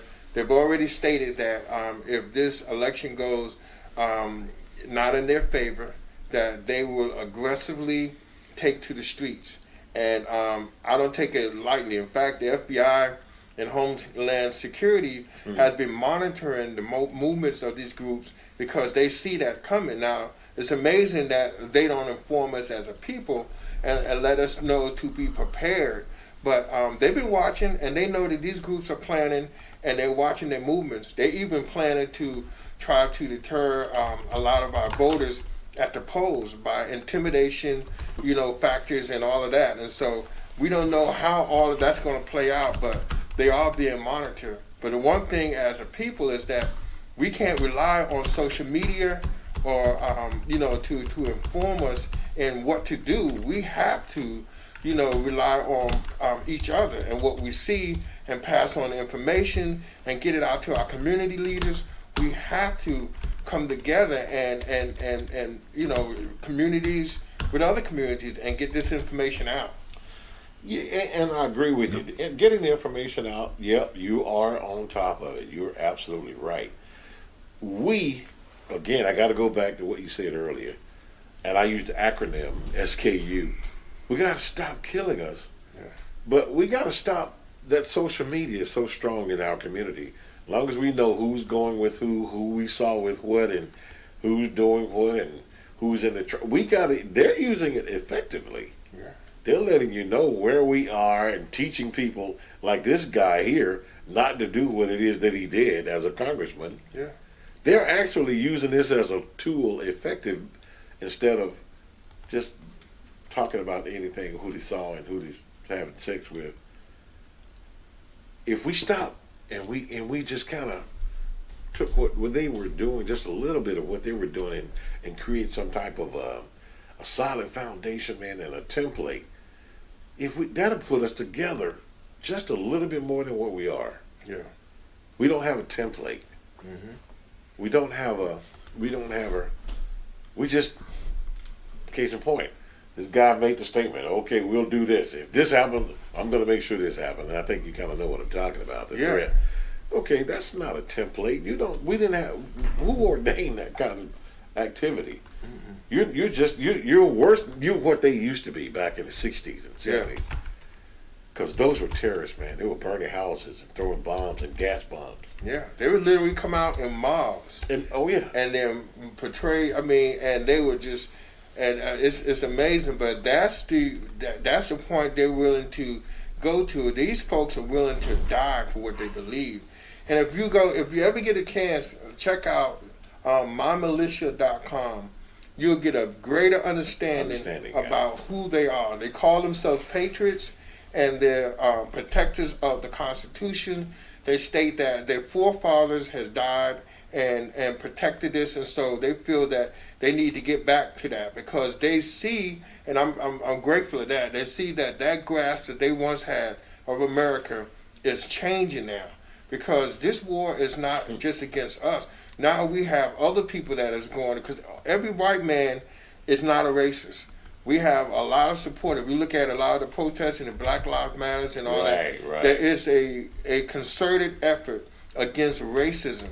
And they see that their time is running out. And so now they're trying to reorganize and regroup because their leader is saying, make America great again, which means make America go back to the past that it once was, which we know it was not in our favor.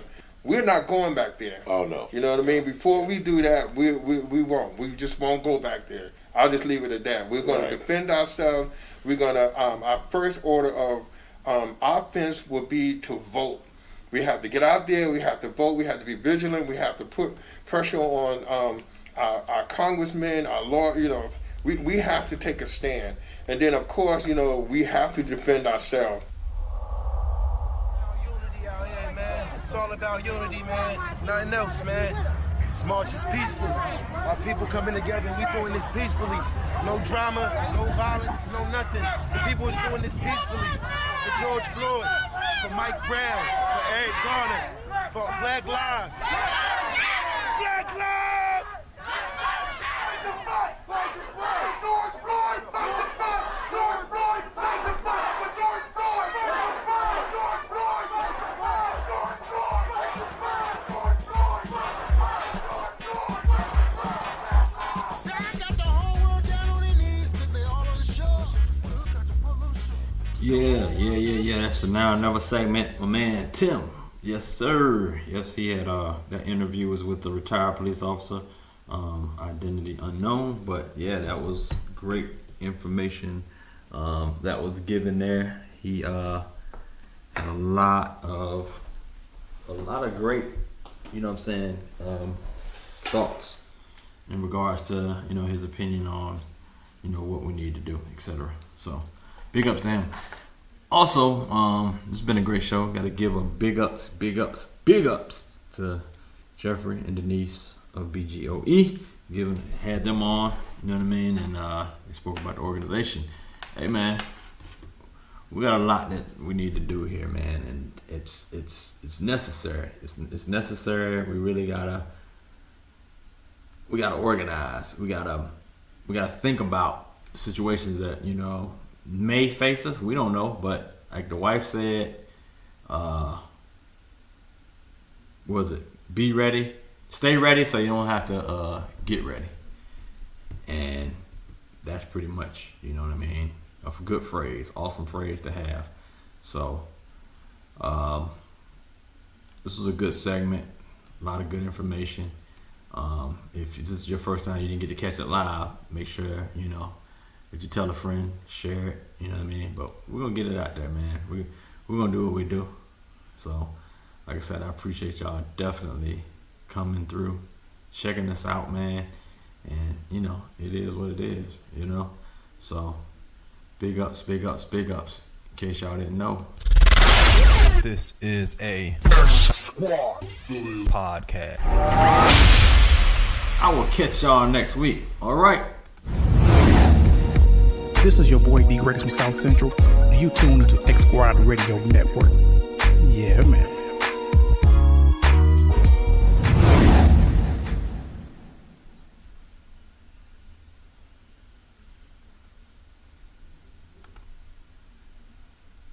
West, y'all.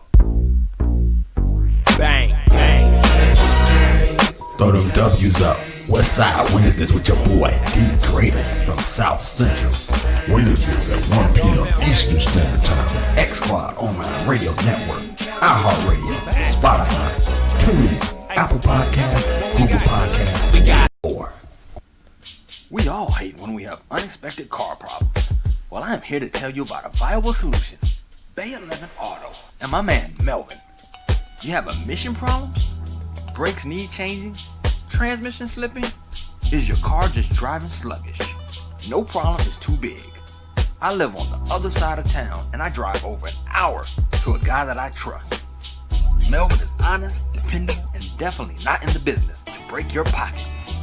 Come see the official mechanic Melvin at Bay 11 Auto. You will be glad you did. You can reach him at 1455 General Arts Road, Conyers, Georgia, or 404-295-5715. That's 404-295-5715. This is Mocha Bella, and you're tuned into the X Squad Radio Network, where we're changing your listening habits 24/7, 7 days a week.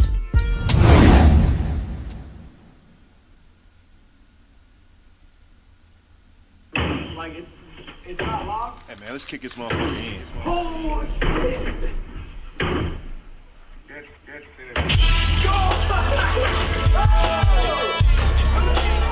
Give me all you got, all you got.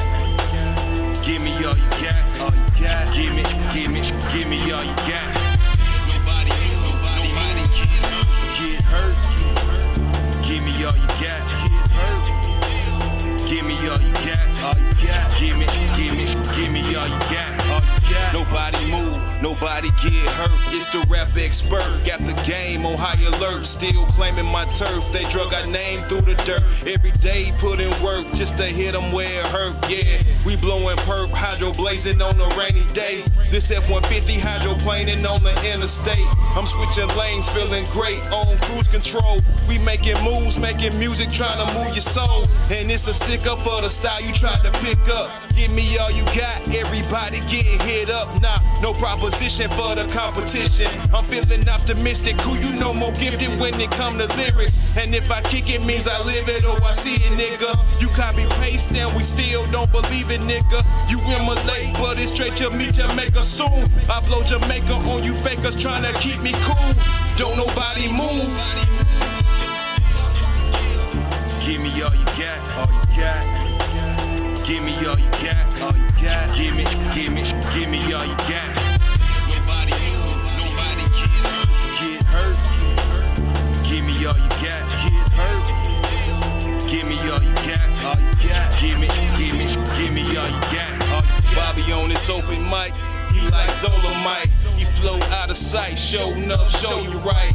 Yeah, I know your type, you're something like a parasite. You wanna suck the life from the songs that are right. You know you're wrong, so it's time to bring the truth to light. Superman hit the booth, smoking kryptonite. Red cape to orchestrate this great shit. And it was straight to these fakes, thought they could take shit. Now Bob like God, the way he create this. And you could wish but that star, that's my spaceship. So tie your laces, it's time for you to run that. That style you tryna jack, yeah, I've been there, done that. Now I'm losing my compassion, I'm relapsing, you reenacting, time to close the caption. I'm old fashioned, time for some action. The Smith & Wesson serve a jive turkey, no dressing. Give me all you got. Give me all you got, all you got. Give me all you got, all you got. Give me all you got. Nobody get hurt. Give me all you got, get hurt. Give me all you got, all you got. Give me all you got, all you got.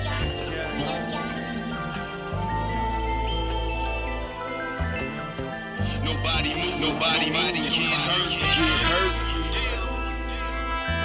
get hurt.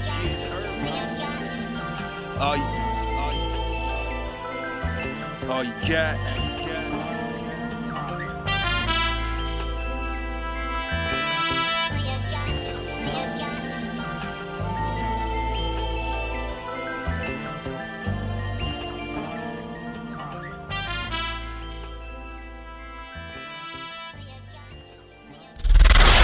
This is a podcast.